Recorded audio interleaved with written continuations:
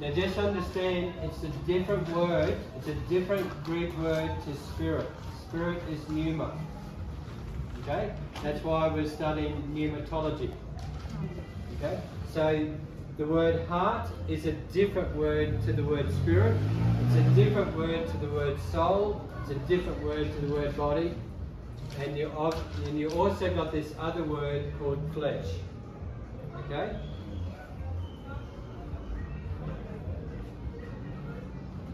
And basically, whether it's the New Testament or Old Testament, pretty well, yeah. Pretty well. Not absolutely, but pretty well. It basically means the center or the core of what we are talking about. Okay? The center or the core of what we are talking about.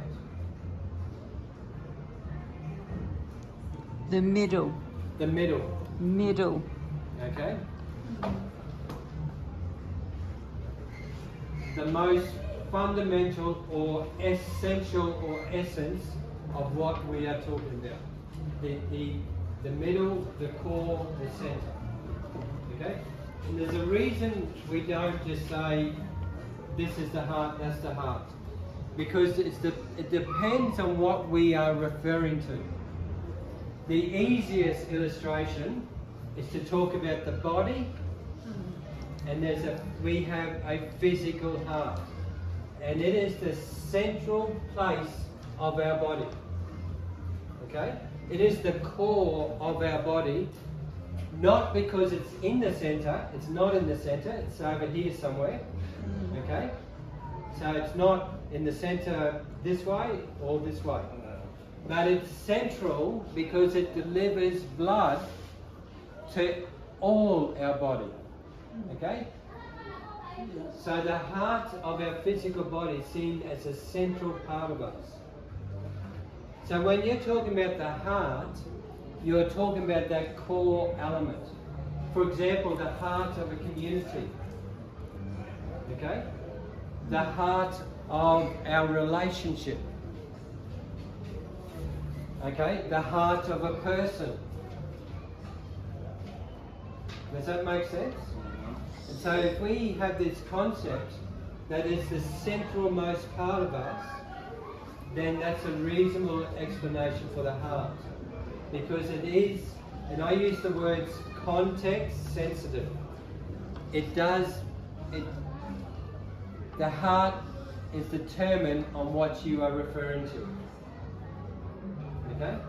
So we spoke about the physical body. Our physical heart is the central part of us because it delivers blood to everywhere.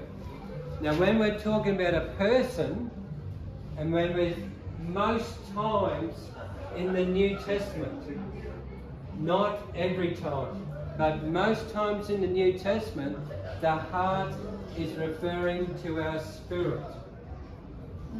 And the reason it's referring to our spirit is because our spirit is the centralmost part of us. We are a spirit, we have a soul, and we live in a body. Okay? Many times in the New Testament, the heart refers to our spirit. The problem is, it does not always refer to our spirit. We need to read it in context. And for example, I want to find the place where, okay, Paul's saying here in Galatians 6:9, okay? And it says, and let us not grow weary while doing good, for in due season we will reap if we do not lose heart. Okay? So what is the central part of what Paul is talking about? And the way I see this do not lose heart is do not lose confidence, do not lose faith. Okay? So in this verse, the heart is not specifically referring to our spirit. Okay, another example in the New Testament where it's not specifically referring to our spirit is Acts 4:32. Now the multitude of those who believed were of one heart and one soul. Okay? So to me, the core element there is they were in unity. They shared things. They weren't in strife, but they were together. They were of one heart. So we just need to be careful when we are reading passages referring to the heart, that we need to read it in context. Okay? Here's some examples where it is referring to our spirit. An example is Romans 2:29. I can send this to Joffrey. Okay.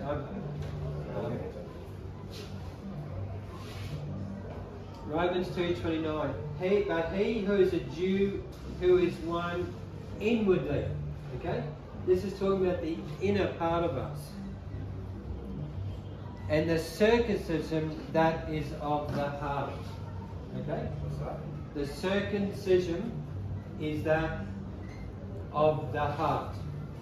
In the spirit, not in the letter, whose praise is not from men, but from God. Okay? It is our... that was Romans 2:29. Okay?